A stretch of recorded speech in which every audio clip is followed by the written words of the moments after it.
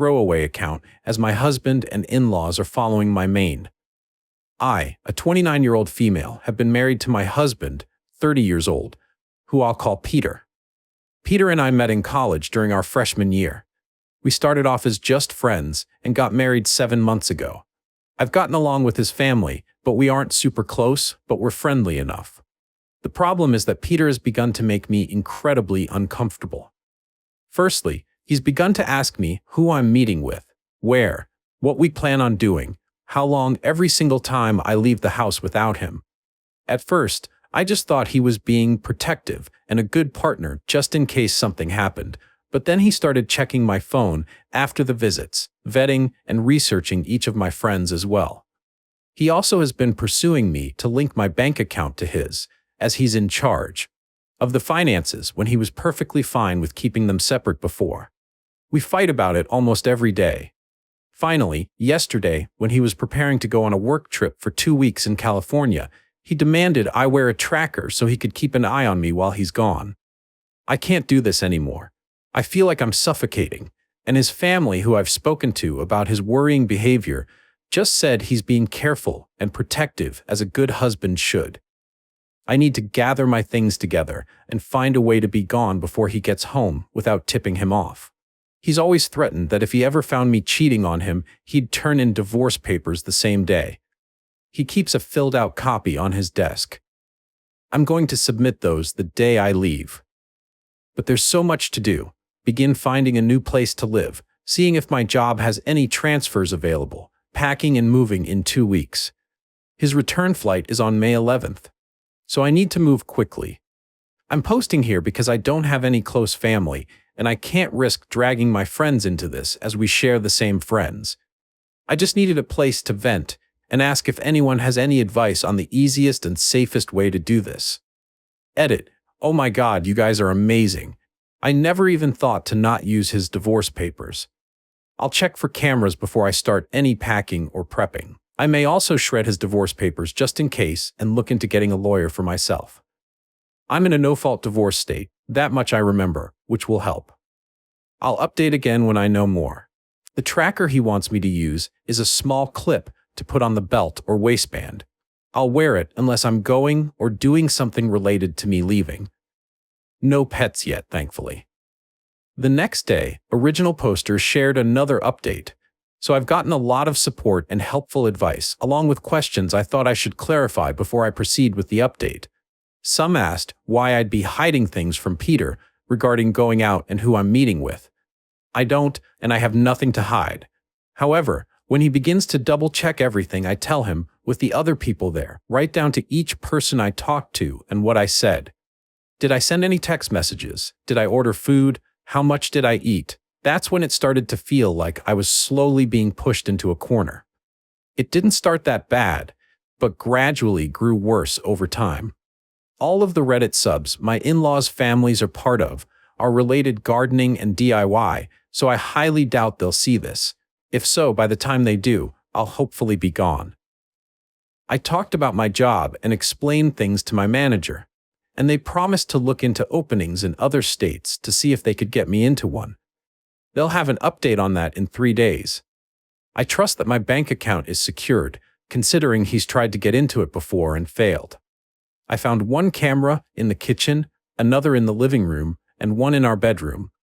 As such, I've left them in place for now and done all other planning, either in the bathroom, pretending I'm taking a bath.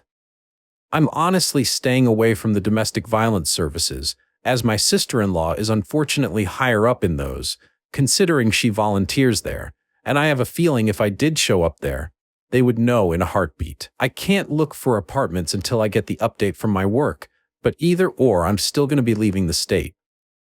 The day before I do, I will be changing my number carrier and wiping my laptop and all of his electronics before I do. I've met with 2 lawyers so far and had them look over the paperwork. My husband had prepared, and both said that it did have some clauses in it. That could have caused me some trouble down the line. What alarmed all of us was the fact that several of those clauses dealt with future children, and not as a hypothetical.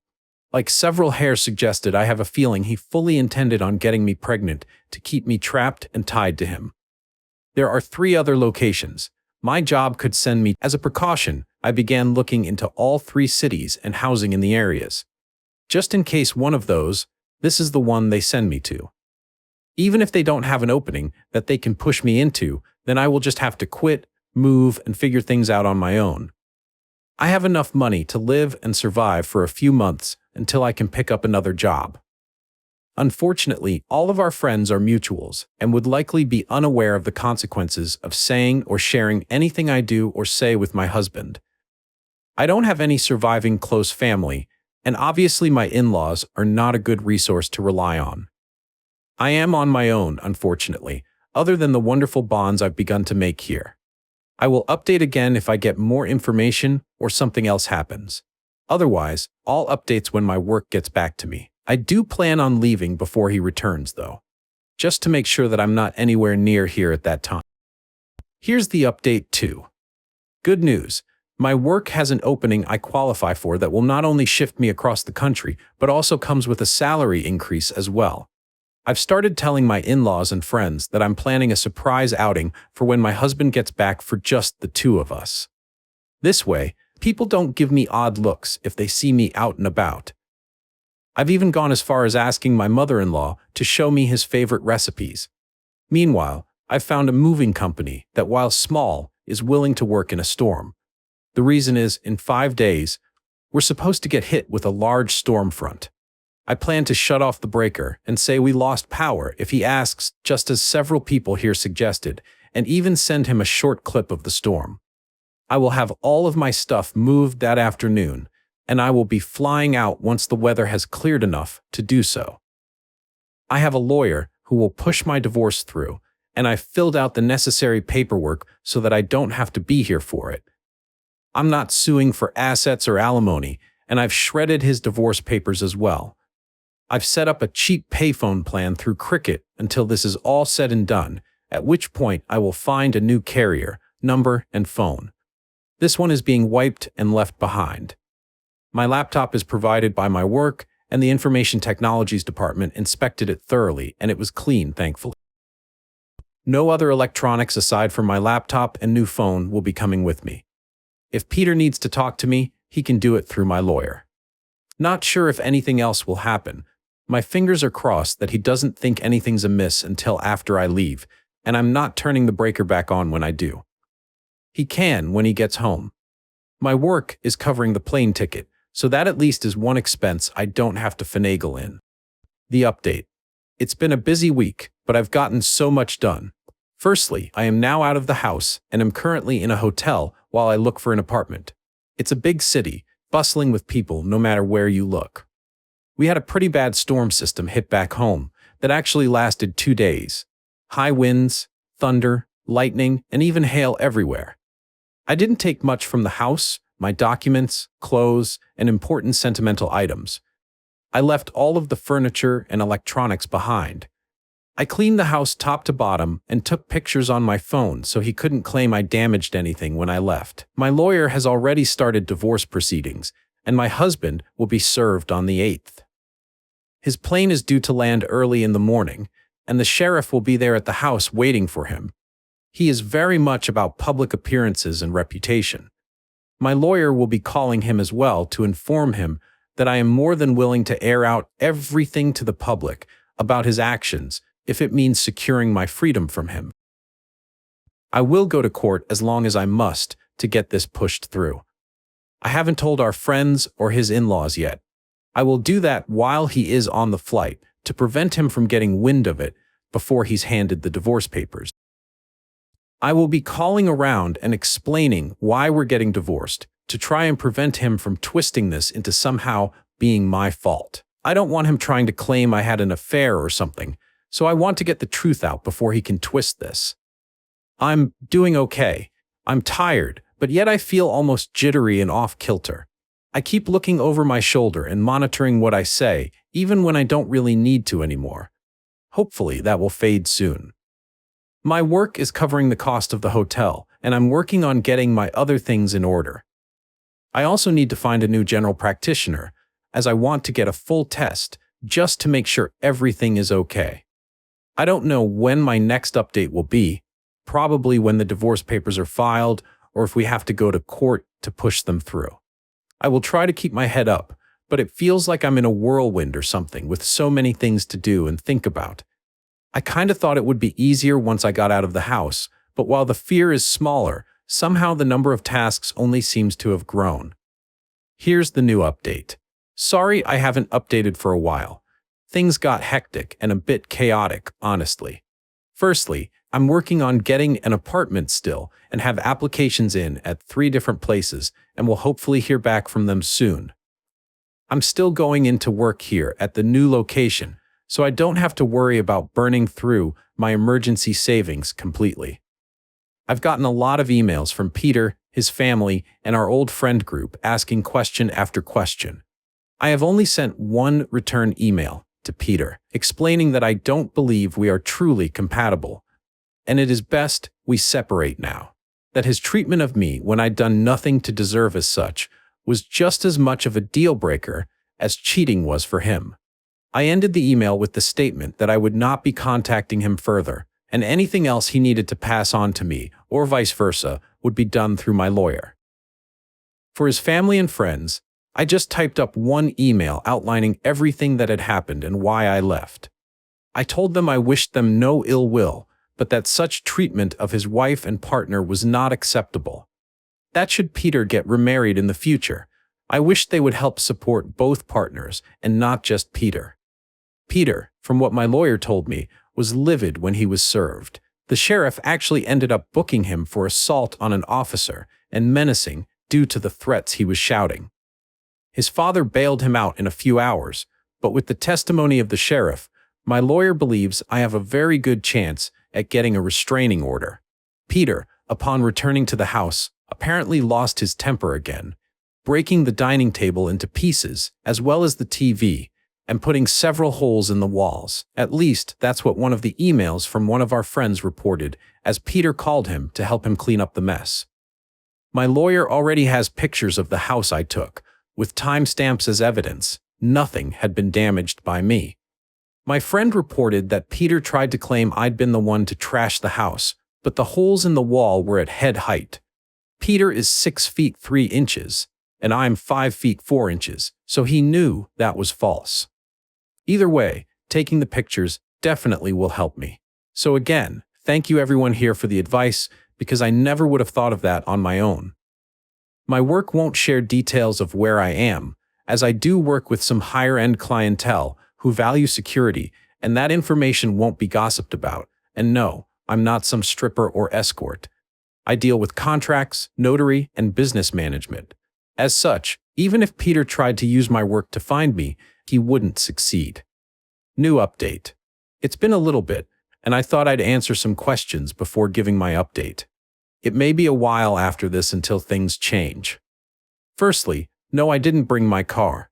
The public transport here is good enough to use without needing one. I have secured an apartment, and the building has good security.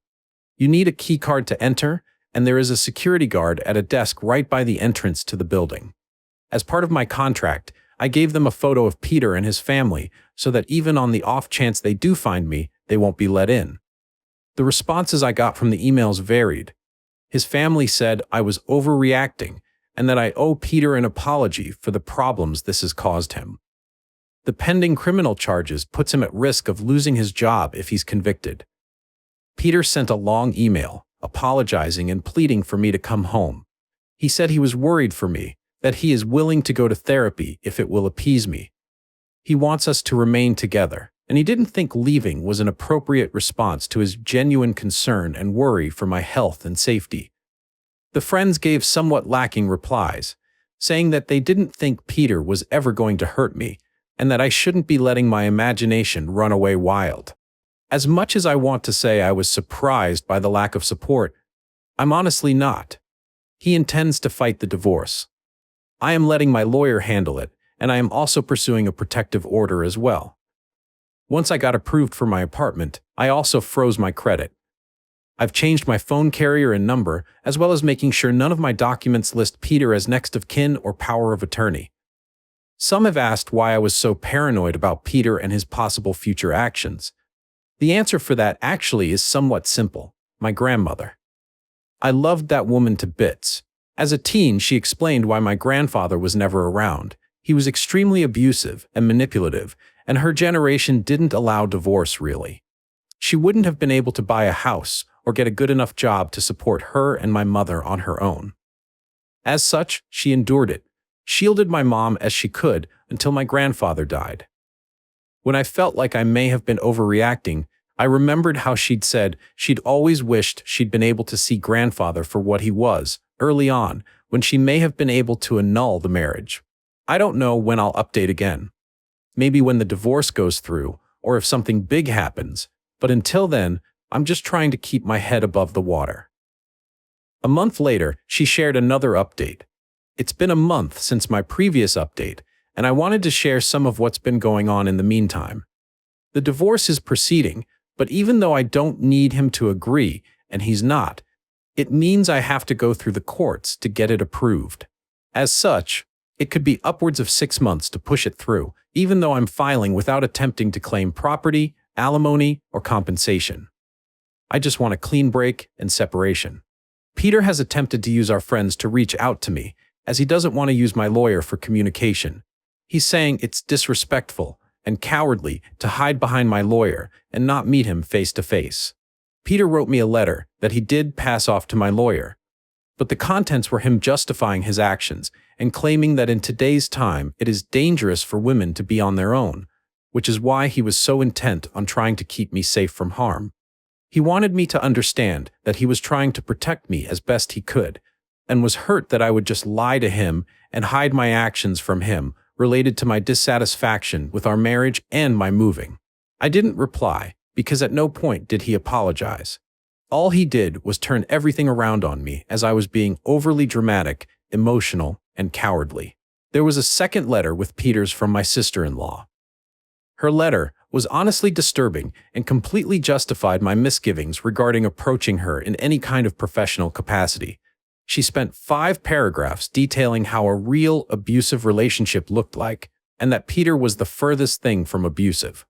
The details she included were all related to financial abuse and physical abuse, nothing like what Peter had been doing. She stated that my attempts to smear her brother's name for attention and clout made me the abuser, not him. I haven't really been able to process that admittedly. Part of me can't help but wonder if she's right. I mean, I blindsided him by leaving as I did, and am refusing to speak with him at all.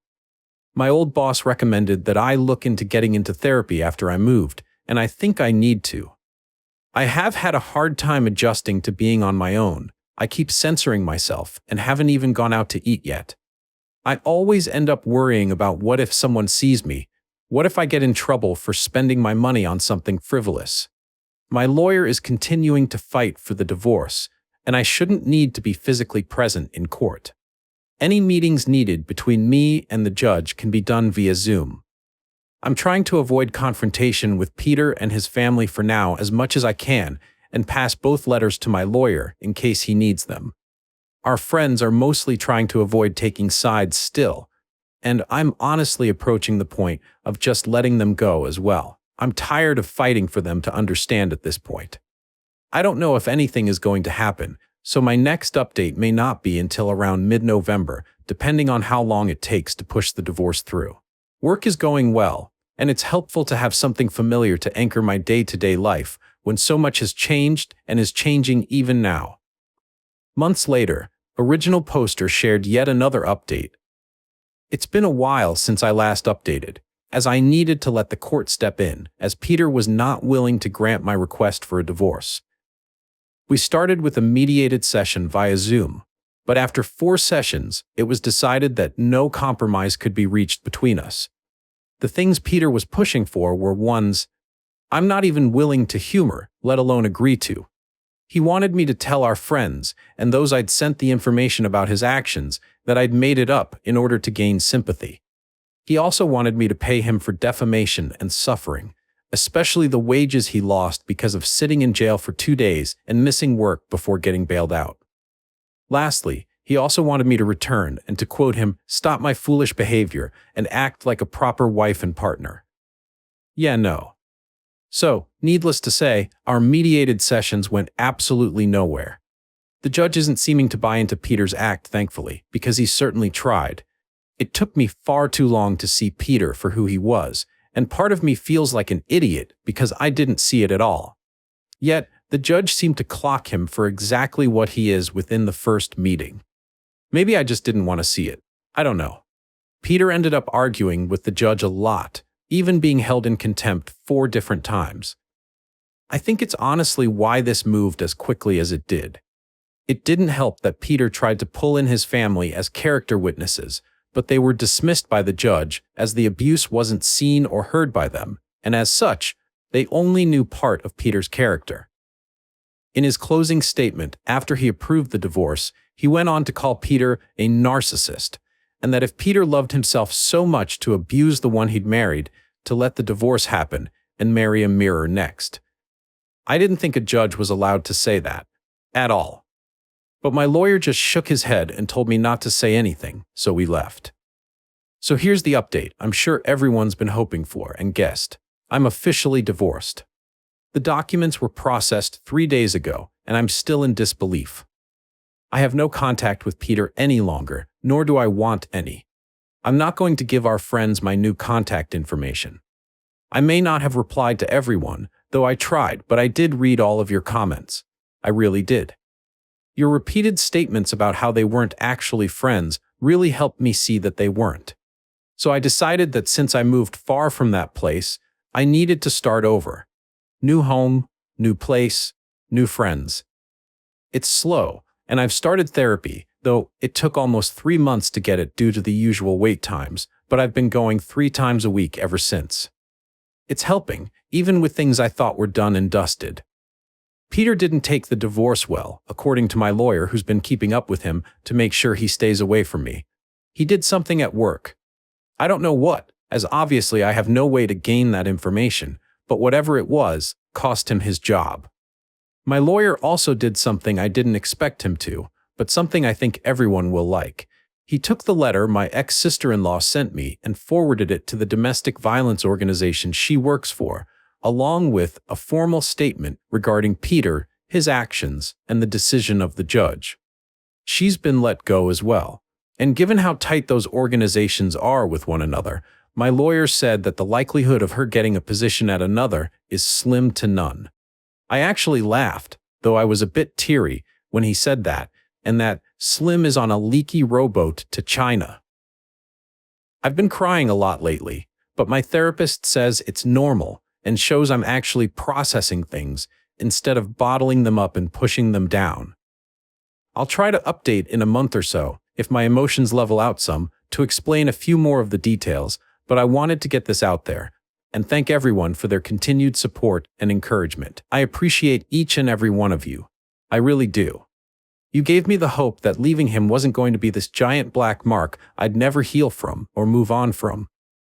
Work is going well, and the sense of normality and routine is helping me avoid feeling like everything has been spiraling out of control.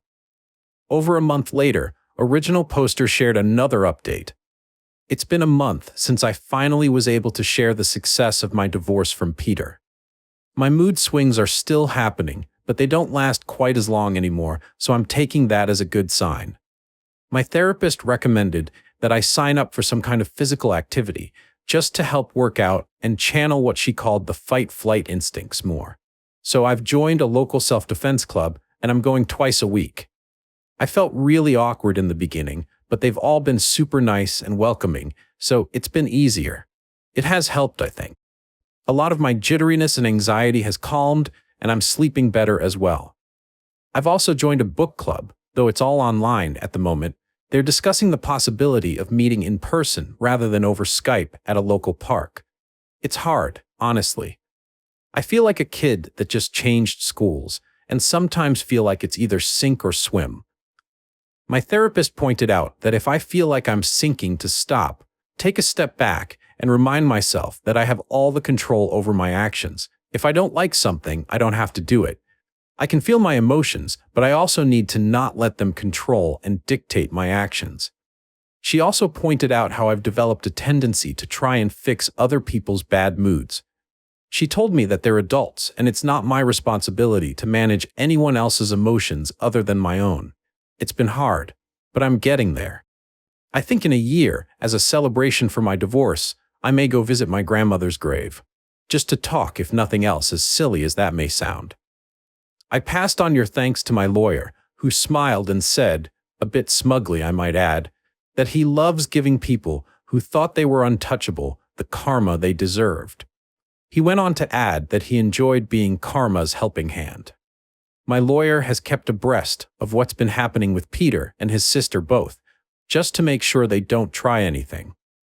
According to him, my ex-Sil threw a fit when she was let go from the domestic violence center, enough that she was barred from the premises. It seems that she shares some traits with her brother in regards to temper. She's now working at Lowe's, apparently, as while she was a volunteer at the domestic violence center, she has to pay some fines for damages she caused during the incident that got her banned.